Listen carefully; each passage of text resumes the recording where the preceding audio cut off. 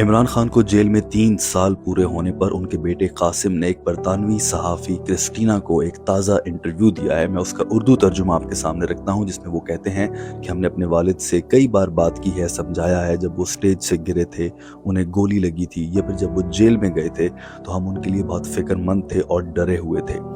कासिम ये भी कहते हैं कि जब शुरू में उनको जेल में भेजा गया तो मैं ज़्यादा फिक्रमंद या परेशान नहीं था, क्योंकि मैं सोच रहा था कि जल्द ही छूट जाएंगे। पाकिस्तान में सियासतदानों का जेलों में आना जाना लगा ही रहता है, लेकिन वक्त लंबा होता गया, अब हम बहुत परेशान हैं। लिहाजा मैं खुद को बहुत बिजी रखता हूँ। मैं ये नहीं सोचना चाहता कि मेरे वालिद साहब जेल में हैं, तो मैं अपने दोस्तों के साथ या अपने काम में खुद को बहुत मसरूफ रखता हूँ। हलीमा खान के एहतजाज से मुतालिक सवाल हुआ कि उससे कोई उम्मीद है या नहीं, तो इस पर कासिम खान ने कहा कि ये मौजूदा रजीम बहुत जालिम और बर्बरियत का मुजाहरा करती है।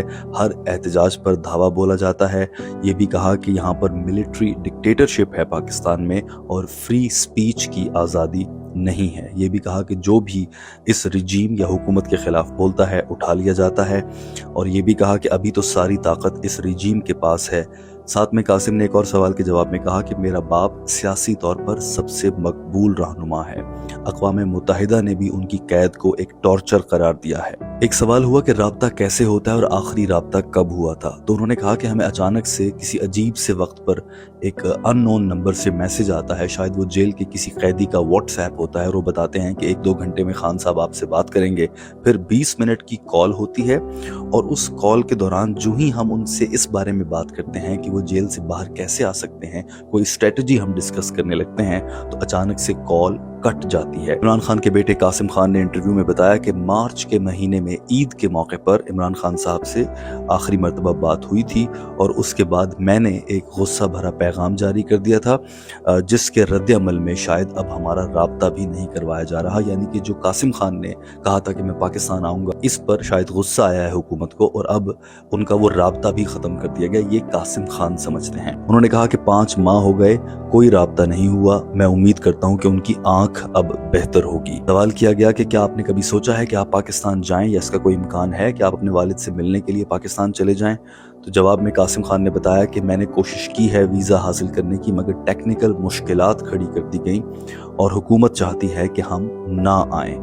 इसके अलावा उन्होंने ये भी कहा कि हमने जब आने का ऐलान किया था तो उन्होंने एक ट्वीट कर दी थी, जिसे बाद में डिलीट कर दिया हुकूमत ने, जिसमें कहा था कि अगर हम पाकिस्तान आए तो उन्हें गिरफ्तार कर लिया जाएगा। खान अपने अब्बू को याद करते हुए ये भी कहते हैं कि मैंने बहुत अरसे से उनका चेहरा नहीं देखा, बहुत वक्त हो गया है।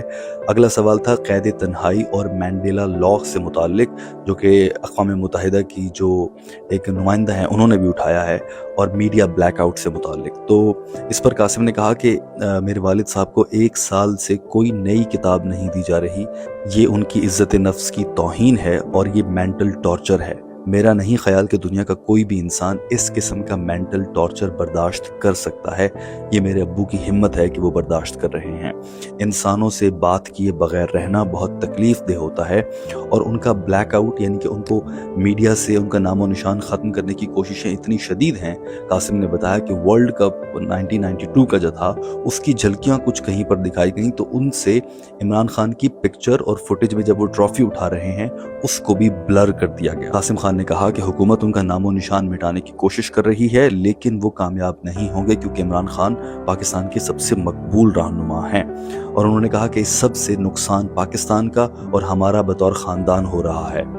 ये भी बताया कि इस इलेक्शन में सबसे ज़्यादा धांधली हुई है। जब एक सवाल हुआ कि दुनिया में से कोई आपकी मदद को आया है, आपके वालिद के इतने जानने वाले हैं, वो इतने मशहूर हैं, तो जवाब में कहा कि हाँ, खेल की दुनिया से, क्रिकेट के कुछ लोगों ने राब्ता किया और कुछ सियासी रहनुमाओं ने भी हमसे राब्ते किए हैं, लेकिन कुछ बड़ा हुआ नहीं, कुछ बदला नहीं।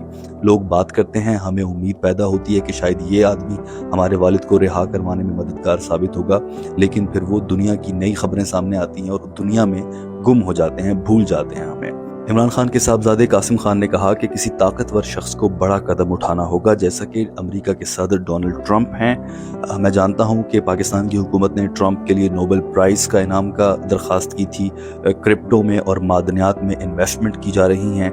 बिजनेस के लिए ये सब कुछ हमें समझ में आता है, लेकिन ट्रंप को चाहिए कि ये सोचे कि वो जिन लोगों से डील कर रहा है वो क्रिमिनल्स हैं, वो कानून का एहतराम नहीं करते और जमहूरियत का भी ख्याल नहीं करते। उम्मीद है कि कोई ताकतवर किसी दिन देखेगा और इन क्रिमिनल से जान छुड़ाएगा, पाकिस्तान की भी और इस दुनिया की भी, ये कहा कासिम खान ने। अब उनसे ये सवाल हुआ कि जब फ़ोन पर इमरान खान से बात होती है, वो 20 मिनट का राब्ता, तो इसमें वो आपसे क्या बातें करते हैं? तो जवाब में उन्होंने कहा कि कभी कभी वो थोड़े से अनॉय हो जाते थे, उकताए हुए लगते थे, लेकिन हमें कभी वो मायूस महसूस नहीं हुए। ये भी कहा हमें लेक्चर देते रहते हैं, लाइफ के लेसन, ज़िंदगी में आगे बढ़ने का रास्ता बताते हैं, कौन सी किताब पढ़ें हमें ये बताया जाता है।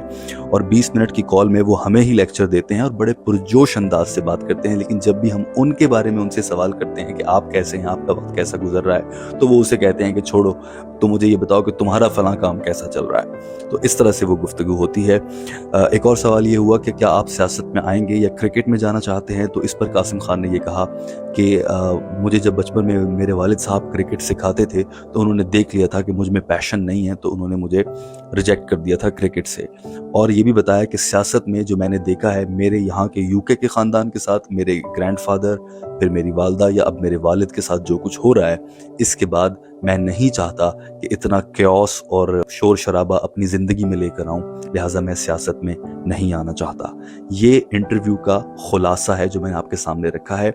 इसमें कोशिश ये की गई है कि लफ्ज़ ब लफ्ज़ तर्जुमा आप तक पहुँचाया जाए और बात का मतलब भी पहुँच जाए। इसमें कुछ अपनी तरफ से शामिल नहीं किया गया।